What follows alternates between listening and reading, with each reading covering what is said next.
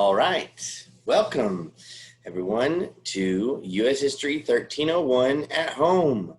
So this is a lecture being recorded for the students who are not able to join us in person for History 1301.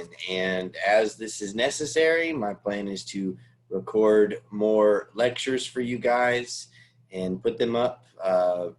If it's not necessary, I don't plan on doing it. So anyways, at this time, we are going to begin in just a moment. So we are going to talk today about Chapter 2, which is the chapter Old Worlds, New Worlds, 1400 to 1600.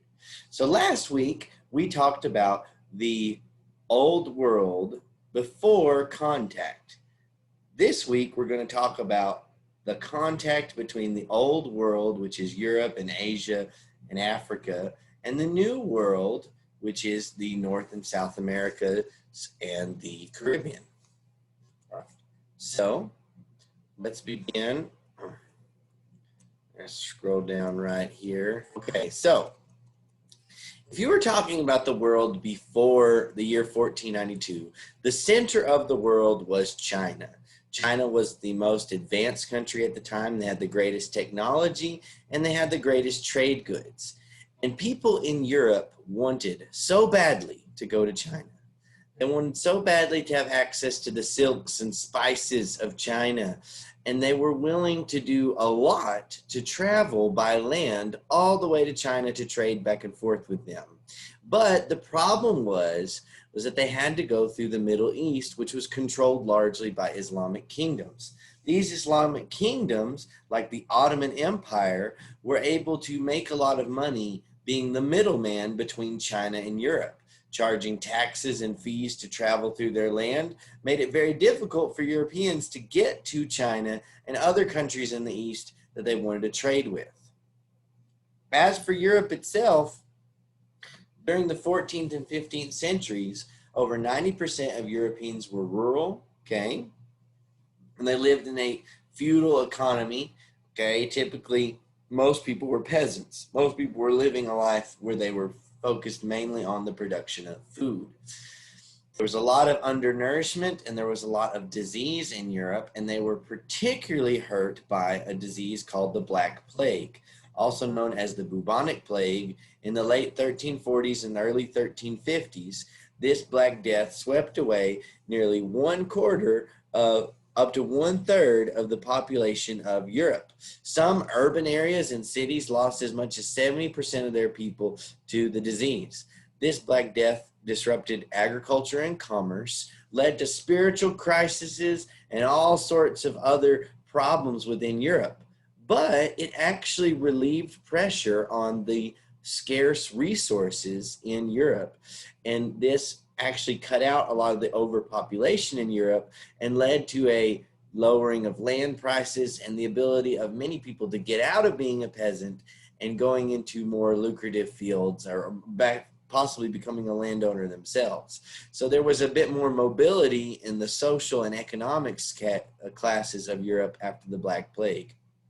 Another important development in Europe prior to the contact with the New World was the development of strong nation states by monarchs, okay? For most of what we would call the Middle Ages, between the years like 500 and 1500, most of the major kingdoms in Europe were feudal societies where kings did not have a whole lot of power, but rather their dukes and duchesses and lords and ladies and the counts and countesses and the barons and the baronesses, all these sort of the noble class, the landed gentry, they had a lot of power. And what you see towards the end of the 14th and 15th centuries is a lot of kings becoming more and more wealthy and more powerful and moving away from that feudal society. And I believe that we talked about this in class, so everyone should be fairly familiar. But just to kind of recover, we start to see people in Europe starting to trade more and more with Asia. And there's a desire from many countries to get around those Islamic kingdoms in the Middle East, specifically Portugal and Spain. Portugal takes advantage of new and improved techniques for sailing that allows them to travel further and further along the Atlantic Ocean. And if you look geographically, Portugal is very far away from Europe by land. But the Portuguese realized that they could sail around Africa. They could get to Asia without having to worry about dealing with the Islamic kingdoms as middlemen. Okay, the caravel was a sailing vessel that was developed and was very useful for the Portuguese in their navigation.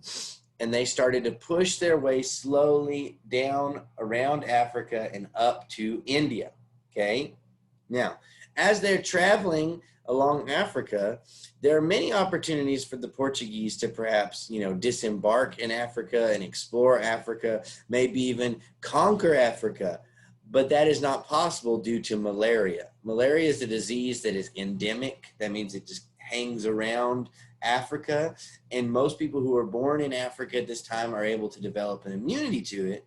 But newcomers to Africa are very susceptible to malaria, and it's a very deadly disease. And so the Portuguese very rarely go far into the interior of Africa because of this, leading to them establishing trading partnerships with local elites to get the supplies they need to continue on their journey. These partnerships are the beginnings of what will eventually become the transatlantic slave trade. All right. There's, we're going to skip that picture. So, what we see happening as the Portuguese are traveling further and further south around Africa and about to round the bend is they start acquiring land and they start acquiring an interest in sugar. Okay. Sugar is a very valuable resource, and it's a plant that does not grow well in Europe. You have to be in a tropical setting to get it. But the growth of sugar is very labor intensive and is very difficult. Now, slavery has existed for most of human history, okay? And slavery, we should not think that it is exclusively something that has happened to people in Africa. In Europe, slavery existed for hundreds and thousands of years before African slavery became popular. And most Europeans, a lot of European slavery was slavery based in the southern and eastern part of Europe. In fact, the word slave comes from the word Slav, which refers to people from the Balkans in southeastern Europe. Okay? But over time, European slavery began to change. Okay? As you see things like the Crusades against the Islamic kingdoms in the Middle East and other things are happening, you start to see some changes in southeastern Europe. In fact, much of southeastern Europe gets conquered occasionally by Islamic kingdoms like the Ottoman Empire. And so that removes the source of slaves in southeastern Europe. But as the Portuguese are traveling down the western coast of Africa, they come into contact with a lot of slave trading societies. The slaves that end up being captured and sent to the New World were already part of, or those kingdoms were already part of slave trading before Europeans were involved. They would typically attack one kingdom might attack another kingdom, or one kingdom might attack some tribe out in the jungle and capture them and sell them as slaves to another kingdom or to another person. And so the Portuguese become customers to these African slave trading empires as they exist already, like the kingdom of, one of them is called, I believe, Mali. There's quite a few already. Anyways, but these slave trading kingdoms, they come into contact with the Portuguese, and the Portuguese need labor for their sugar plantations that they start developing in sort of some of their more tropical holdings in the islands off the coast of Africa, etc. And the West African kingdoms are more than happy to sell other Africans to the Portuguese. And there we start to see the development of African slavery being used by Europeans. This is very brutal. This is very cruel. Life on a sugar plantation is not fun, and the life expectancy is very short. The process of growing sugar and processing sugar cane into actual edible sugar is very, very hot. It's very labor intensive, it's very difficult, and the life expectancy on a sugar island is very, very short. But the Portuguese are not just trying to set up sugar plantations. Their goal is to get to India and to China and to Asia, okay? we start to see Portuguese explorers push further and further around the south of Africa. Bartolomeo Diaz becomes the first to go across the Cape of Good Hope. He rounds the Cape of Good Hope at the southern tip of Africa. And 10 years later, and that was in 1488. And in 1498, Vasco da Gama becomes the first Portuguese person to reach India by sailing around Africa. And this allows for them to trade back and forth with India without having to go through the middleman in the Islamic kingdoms in the Middle East. And Portugal starts to become very prosperous. And there's other kingdoms that want a piece of the pie, specifically Spain. So the Spanish, they have a very important historical event happen in 1492, besides just Columbus sailing the ocean blue and finding America. In 1492, the Kingdom of Spain, led by what is it, King Ferdinand and Queen Isabel. Ferdinand and Isabel. Sorry. Yes, King Ferdinand of Aragon and Isabel of Castile. They were two monarchs in Spain that married. They put their kingdoms together and called it Spain, and then they finished what they called the Reconquista. They drove out the last of the Muslim invaders of Spain that had been in Spain for hundreds of years. In that celebratory mood in 1492, Christopher Columbus, an Italian explorer, asked Spain to sponsor an exploration mission where he believes he can get to the east faster than the Portuguese. Instead of sailing south around Africa, Columbus believes he can sail west across the Atlantic Ocean and reach Asia. Now, it is a common misconception to think that people thought the earth was flat and Columbus wanted to prove the earth was round. Most people believed the earth was round. Columbus actually made a mistake. Columbus did his math, and he thought that the earth was a lot smaller than it actually is.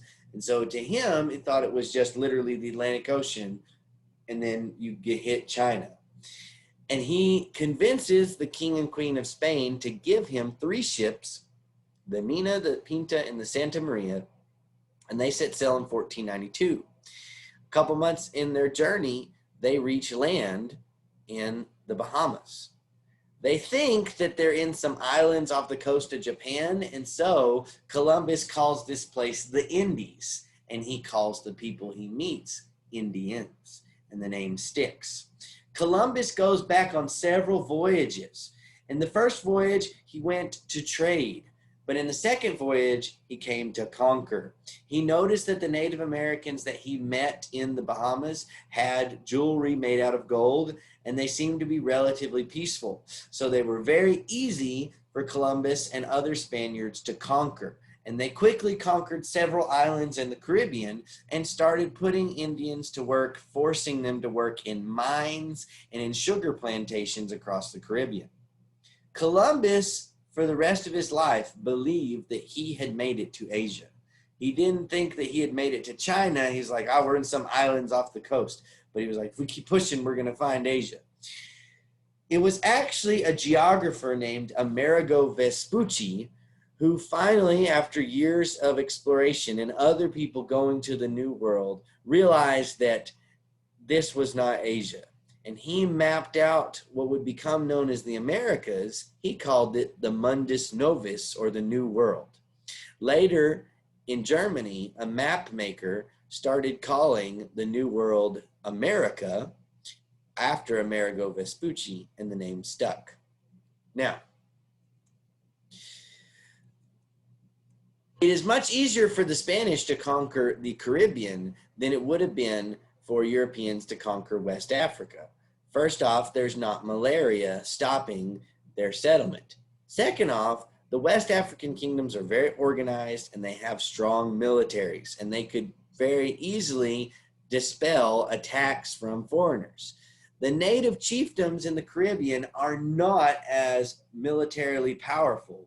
They don't have the same metal weapons and gunpowder and military structures that Europe has. And so the Spanish are able to very quickly overwhelm the Native Americans. And the Native Americans are forced to begin working on the mines that the Spanish set up looking for gold, and they are also forced to begin working on sugar plantations, and this work is very, very difficult. Lots of natives are killed by the Spanish, and then we start to see disease sweep through the population of the Caribbean islands and wiping out many people who had no previous exposure to European diseases. This native depopulation is very much a factor for the introduction of African slaves into the Caribbean. The Spanish set up these colonies and they want workers, and they start buying slaves from Africa and bringing them to the Caribbean. Okay. Now, in addition to this, there are some people who protest this treatment. One particular individual that is noteworthy is a Dominican friar named Bartolomé de las Casas. Okay, he spent several years in the Caribbean, and he went through and saw all the cruelty that the Spaniards were doing to the Native Americans, and he protested against them. Okay, he protested against what he called the unjust, cruel, and tyrannical warfare waged on the Indians, war waged in order to disrupt Native societies and force their people into the harshest, and most heinous bondage to which men or beasts might ever be bound into. Okay, now, Bartolomé de las Casas did not stop the colonization of the Caribbean, but it is because of him that we have as much information about the Caribbean and what it was like when the Spaniards first conquered it in the first place. So a lot of our information that we talk about in this slide comes from the observations of Bartolomé de las Casas. Now, soon the Bahamas would be conquered, followed by the conquest of present-day Cuba, Jamaica, Puerto Rico, and Hispaniola. And they all basically face the same fate. The Caribbean gets conquered. The Spanish strip whatever they can from the Indians as far as gold goes. They start setting up gold and silver mines, force the Indians to work on them, and then they start developing sugar plantations to sell sugar back in Europe, which is very profitable. And once they start running out of Native Americans because of just the massive death rates that would happen because of that, they would start importing African slaves into the Caribbean and using them as a labor force. They would take the profits that they made from the gold and the sugar and buy more slaves to make more sugar and to harvest more gold. And so this cycle got very nasty and continued throughout much of the next few hundred years. But they didn't stop in the Caribbeans, okay? The Spaniards then started to conquer Mexico, okay? Hernan Cortez in 1521 or 1519, Hernan Cortez makes an expedition as a conquistador to Mexico. Conquistadors were people from Spain who would go and conquer parts of the New World. And they would conquer looking for glory, to become the famous conquistador, to take down a whole empire all by themselves. They would conquer for the power of gold. They would look for fortunes and riches in these New World societies. And some of them conquered, or this might have been in the back of their mind, conquered for the prospect of spreading their religion. Most of these Spaniards are Roman Catholics, and many of them want to see the native population converted to Catholicism, but they're usually more concerned with gold. Anyways, the Spaniards land in Mexico in 1519, and Hernan Cortez and around a few hundred soldiers, they begin to march inland. As they march inland, Hernan Cortez burns his ships at the coast. This is to tell his men that they are not turning back. They're not going to run away. They are going to conquer whatever they find here. They're going to die trying. The Spaniards immediately begin noticing these Native American groups that they encounter are all worried about a powerful empire called the Aztecs. The Aztec Empire in central Mexico was very, very powerful and expansionist. In many ways, it was similar to Spain. In Spanish and Aztec societies, most inhabitants lived in small villages and led primarily rural and agrarian lifestyles. And both societies were very aggressively expansionist. The Aztecs were very, very known for conquering other tribes and constantly raiding other tribes to take their people and sacrifice them to their gods. What the Aztecs lacked, however, was knowledge of ocean navigation, metal tools, and weaponry and firearms. Hernan Cortez, when he reaches the capital of the Aztec Empire, Tenochtitlan, which is very much the same area as modern-day Mexico City, it's a massive city, very technologically advanced. It's a floating city. It's in an island in a lake full of lots of floating barges, and they are treated as gods because they're so different, they're so strange. The Aztecs think that they're gods. And Hernan Cortez promptly kidnaps the leader of the Aztecs, Montezuma, holds him hostage for a little while. Then he gets kicked out, and Hernan Cortez goes around and rounds up all the enemies of the Aztecs and brings them back to the Aztec capital to lay siege and to conquer it. While Hernan Cortez is doing that, while he's been kicked out and rallying up an army, you would think that the Aztecs would be able to wipe him out. He had a few hundred soldiers versus literally thousands and thousands of Aztec warriors. But the Aztecs fall prey to a massive epidemic of smallpox. This is called a virgin soil epidemic. It's when an epidemic hits a place where there is no natural immunity. Smallpox was not in North and South America, but it was very common in Europe. Most Europeans had developed some immunity or some resistance to smallpox, but the Native Americans had no resistance. There are some estimates that say up to 90% of the Native American population in North and South America were killed by diseases like smallpox and other things that were brought to the Americas by Europeans. The Aztecs are incredibly weakened by this disease, along with basically all the other Native American tribes. And this allows for Hernan Cortez to seize upon the chaos and capture the Aztec capital and conquer them. Okay, the Aztecs are subjugated along with the other tribes surrounding their territory, and they're immediately put to work in mines, harvesting gold, and other things like plantations. Okay. Following the conquest of the Aztecs, another conquistador named Francisco Pizarro goes in 1531. I think it was 1531 or no, I'm sorry. Francisco Pizarro in 1532 goes down to modern day Peru and conquers the Incas, another massive massive South American empire. Well, a massive Native American empire in Peru called the Incas is also captured in a very similar manner to the way that happens with the Aztecs. There's a lot going on there. I don't have enough time to cover everything, but suffice to say, the Spanish very quickly conquer North America, largely because of disease. Now, this brings us to the idea of the Columbian Exchange, where Eurasian flora and fauna are introduced to the New World, and Native American crops and animals are introduced to the Old World. And then there's diseases that are exchanged too, okay? A lot of people today benefit from the exchange of food and animals and things from one world to the other. Things like cows, horses, pigs, and chickens are not native to North America, but when you think about an American farm, you think about cows, horses, pigs, and chickens, okay? Food like squash and corn and some types of beans and potatoes are popular all across the world. And when you think about food in Europe, you think about things like that are actually native to the Americas, okay? Now, most of the diseases, the really bad diseases like smallpox and measles and things like that, came from the Old World to the New World. The main disease that went from the New World back to the Old World was syphilis, which is a venereal disease.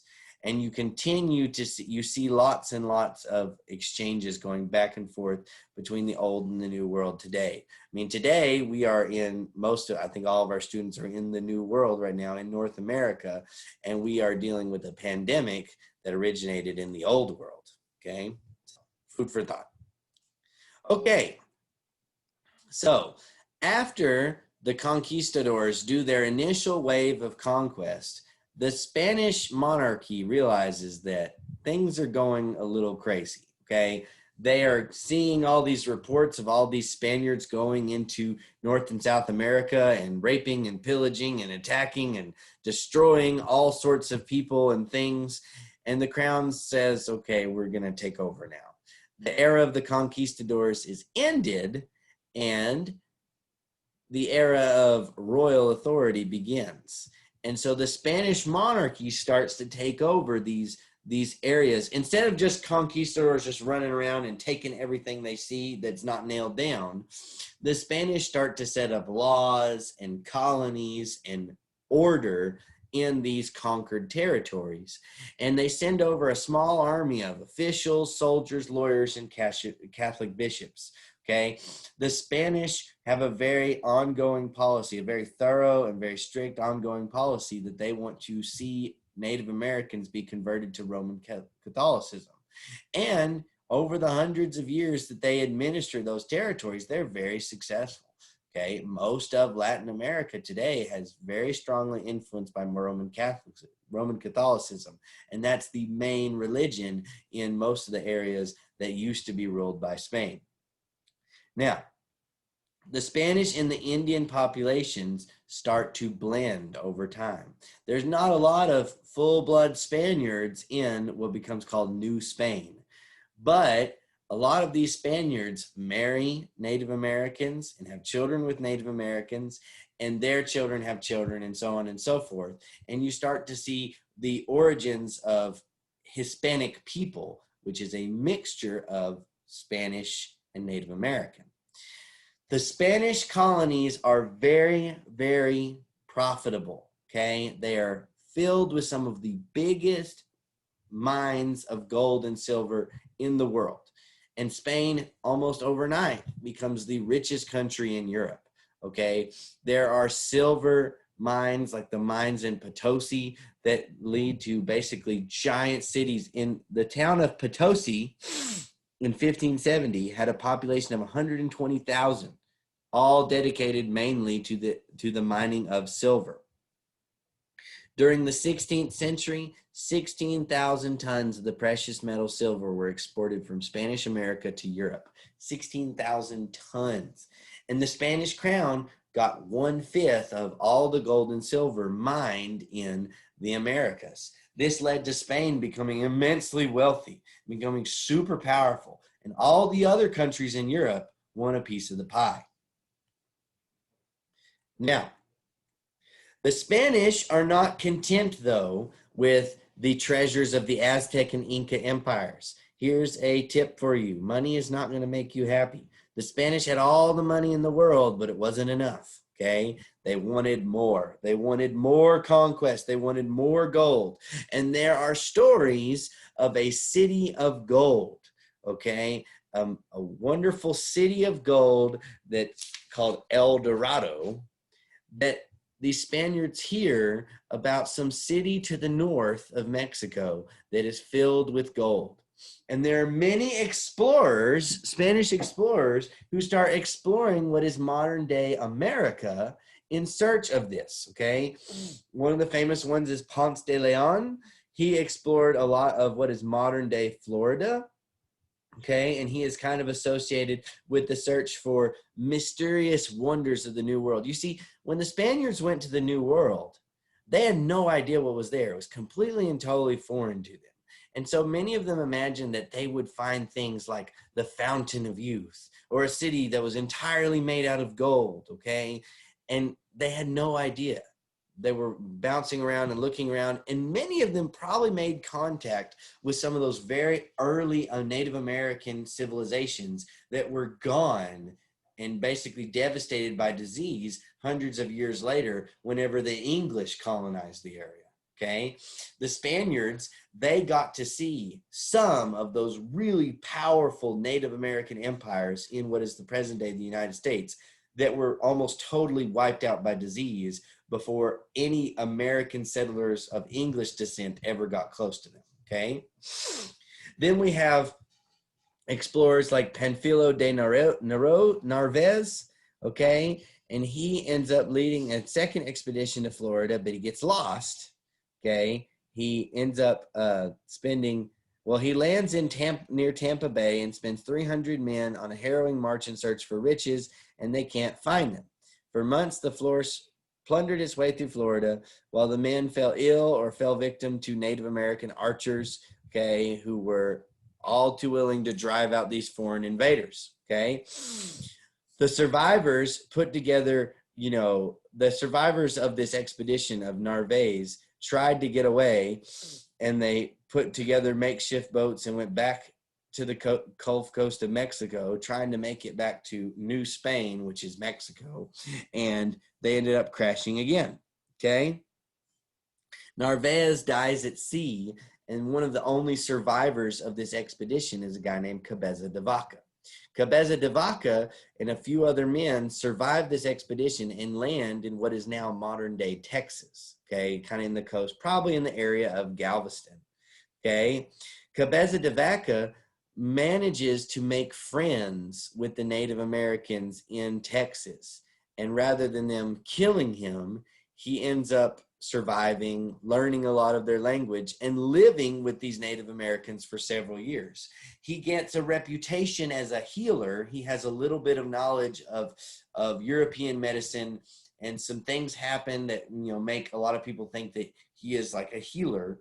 And Cabeza de Vaca and the few Spaniards that survived Narváez expedition managed to march through Texas, and they travel all the way to Mexico on foot. Cabeza de Vaca wrote down what he saw, and his expedition to Texas is one of the earliest European accounts of what Texas was like. And the Native American tribes that he encountered and the things he saw made him very famous in Mexico and makes him kind of an important figure in Texas history, okay? Now, there's a few more people that try to travel and look for El Dorado, okay? Hernan de Soto, he spends a lot of time traveling through, I believe, the modern southeast of the United States. And Vasquez de Coronado, he led an expedition. Yeah, De Soto actually goes through Florida and through what is probably modern day, like Alabama, Mississippi, Tennessee, Arkansas.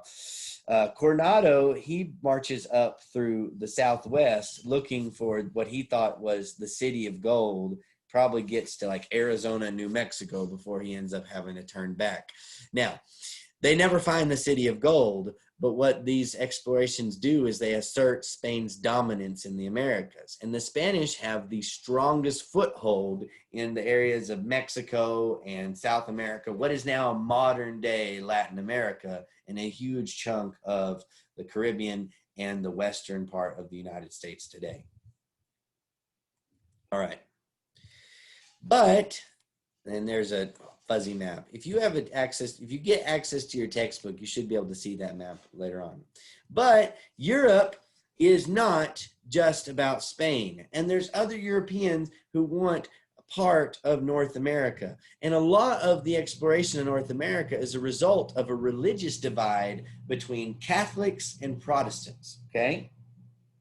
So Catholicism was the dominant religion in Europe for a very, very long time. But in the 1500s, specifically in the year 1517, we start to see a development of a Protestant church, a group of Christians who protest a large portion of the doctrines of the Catholic Church. Okay, the Catholic Church believes in things like the Pope. They believe in things like the idea that Mary was on equal par with Christ, like the divinity of Mary. That's a belief of the Catholics. Okay, the Roman Catholic Church believes in the 7 sacraments, virtuous doings that people have to do in order to gain favor with God and get to go to heaven. Martin Luther was a German Catholic priest who came to the realization after his study of the Bible that the only way to be saved was through faith alone. And so he protested the Catholic Church and started what is called the Protestant Reformation. He formed a church called the Lutheran Church, which believed that the only way for someone to get saved and to be able to go to heaven is if they believe in Jesus Christ as their Savior to forgive them of their sins. And that's the only thing. Faith is the only thing that can save you. Not baptism, not taking Mass, not any of the sacraments, not the Pope, not anything. Only faith in Jesus Christ can save someone, according to Martin Luther. There are other religious reformers like John Calvin, who also introduced ideas like the idea of the election, that certain people are predestined to be saved. And John Calvin and Martin Luther both start religious movements that end up weakening the power of the Catholic Church. And so many countries in Europe start to break away from Rome, where the Pope lives, and the control of the Roman Catholic Church over them. Okay, now Spain remains firmly on the side of the Catholic Church, but other countries like the Netherlands, like parts of Germany, like Great Britain, and parts of France start to move away. Okay,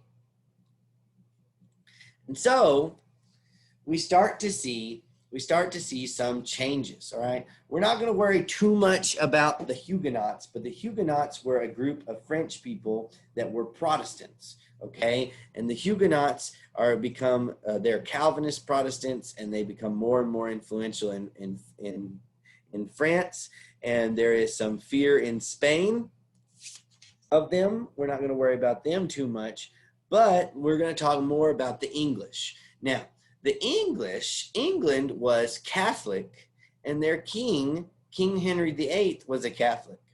But King Henry VIII had a wife, and she and he were not able to have any male children. Now, we know today biologically that the sex of a child depends on what the father adds to the equation. But King Henry VIII blamed it on his wife, and he demanded a divorce.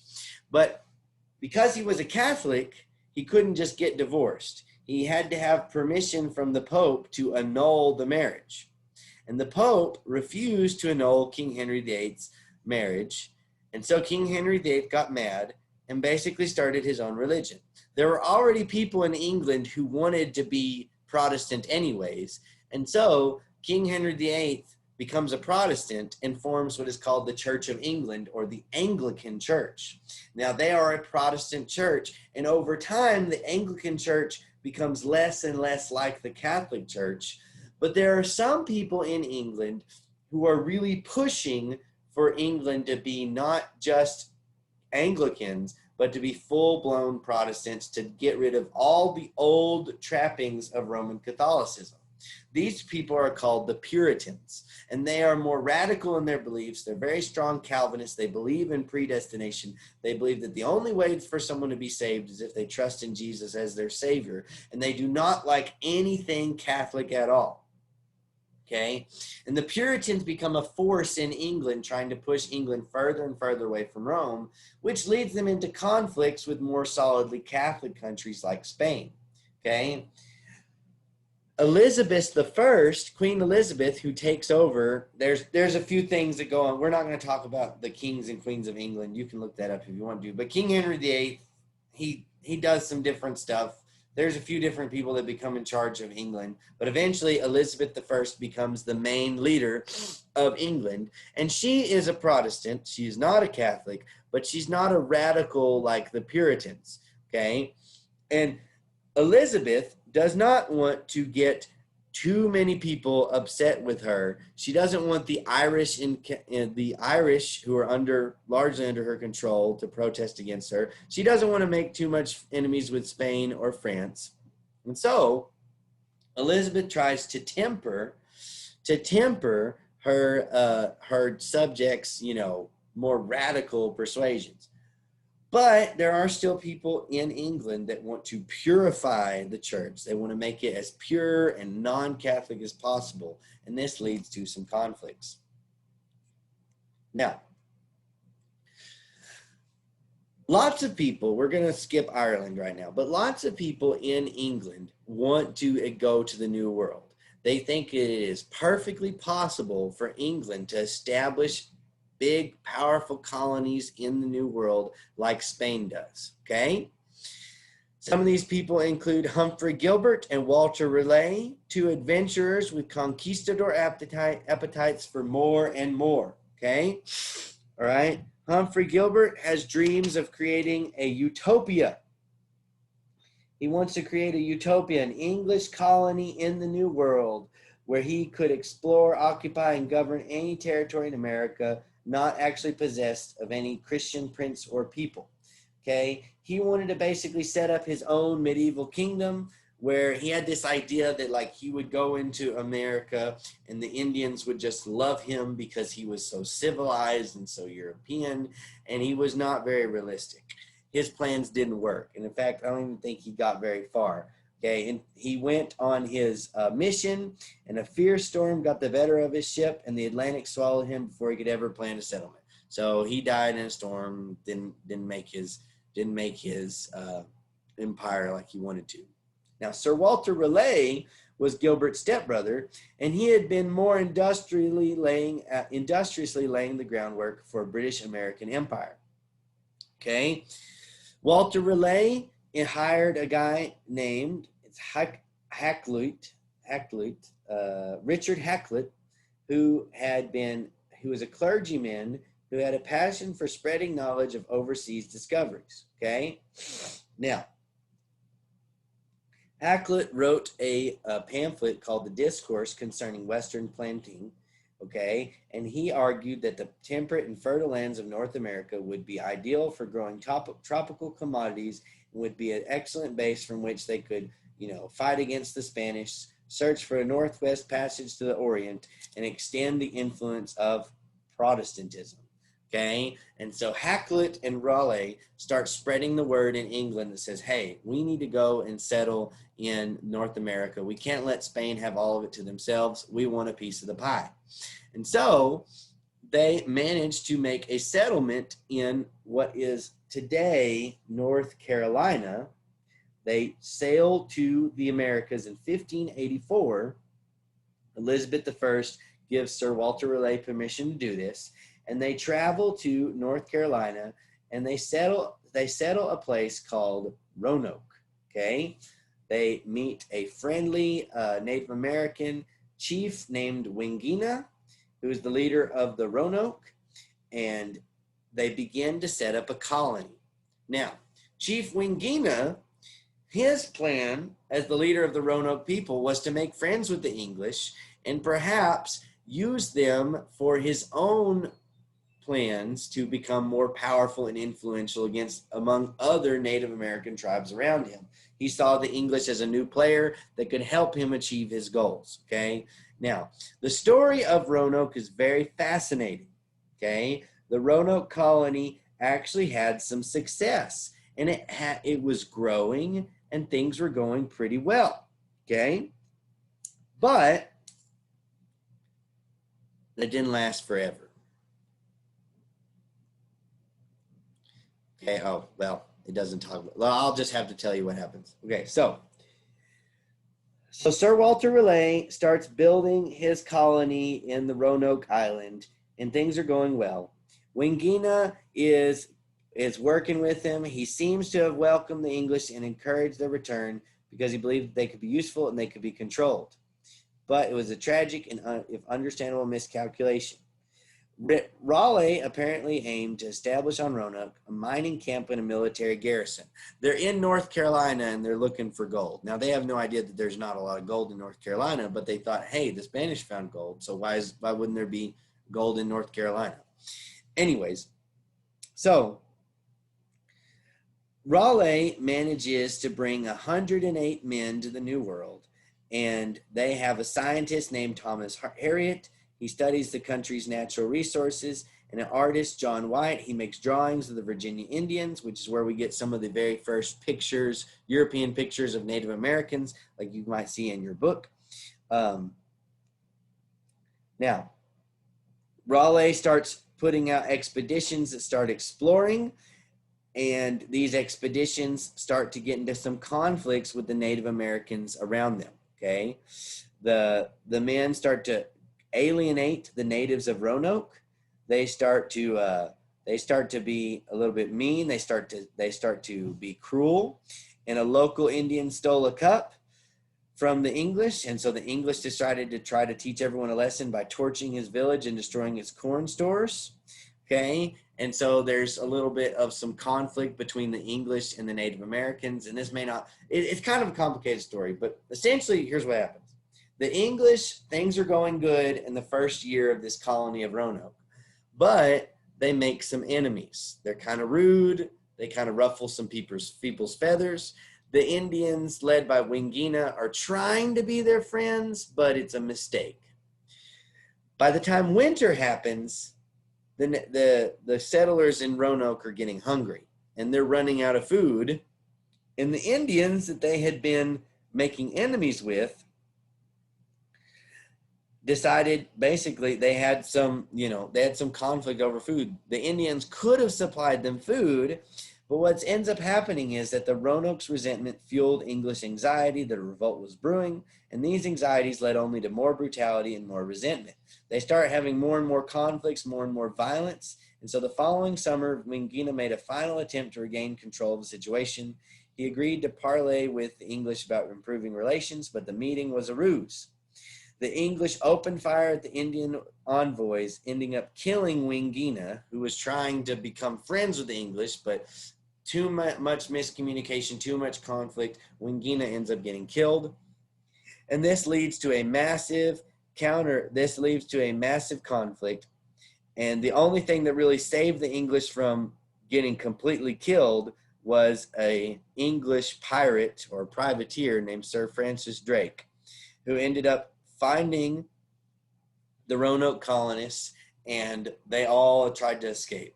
So the English, they were about to get killed. They had ended up killing too many of the Indians. They had gotten this conflict. The Indians were getting ready to kill them, and the English managed to escape on Francis Drake's ship. So Roanoke colony number 1 was a failure, okay? They tried to settle. They had some success, but then they got into conflict with the Indians, and they had to run away.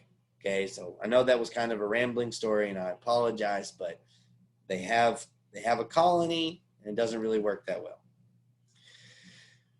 So then they try Roanoke number 2, okay, and this is what we get to the end of chapter 2, okay.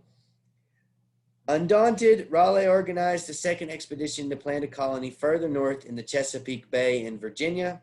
This is Roanoke number 2. This time he recruited 119 men, women, and children, members of the English middle class, and granted each person an estate of 500 acres. He brought a governor. He had a whole bunch of stuff planned, okay? Now, this new leadership of Roanoke was much friendlier to the Native Americans. Unlike the first crew of Roanoke that was more getting into conflict with Native Americans, the second crew was a lot nicer to them, okay?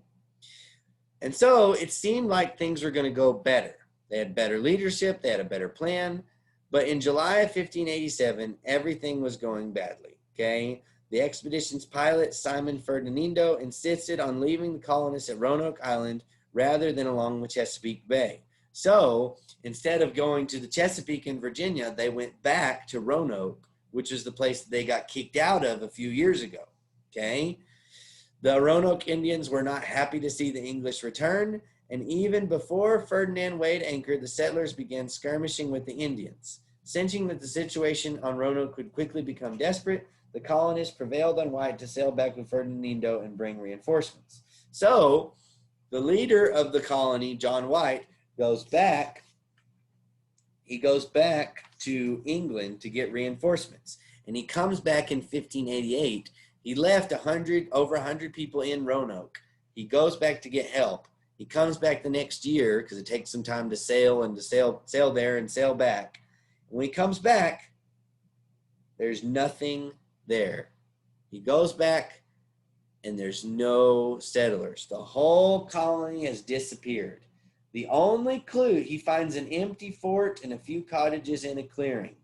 Okay, he doesn't get back until 1590 because the Spanish attacked England in 1588 with the Spanish Armada. But they were getting ready for an invasion. But by 1590, when he gets back, the whole colony is gone, and the only clue as to what happened to them was a sign carved into a post, CROATOAN.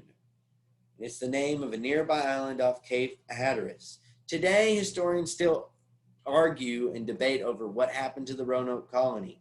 It is very likely that they went and moved to the island of CROATOAN and lived with Native Americans there and kind of mingled with them. And in fact, there is some genetic evidence that many Native Americans in that area had interbred with Europeans, and there's evidence of archaeological evidence of like European stuff in that area. And it's kind of fascinating. The Roanoke colony is like the first mystery in America, like the unsolved mystery, like what happened to the people of Roanoke? Where did they go? The ultimate answer is we probably don't really know for sure. We think we know what happened to them, but there's no real evidence. All right, so with that, that brings us to the end of chapter 2. I'm going to try to get another video out on chapter 3 later on, and hopefully by then we'll have everybody back together in class. Sorry if this wasn't the most professional, or I know I kind of got rambly there at the end, but I'm just trying to get something out there for you guys to watch, to have something to go off of while we're getting our textbook situation fixed. So anyways, thank you for watching this. I hope everything goes well and we're all back together soon. So thank you.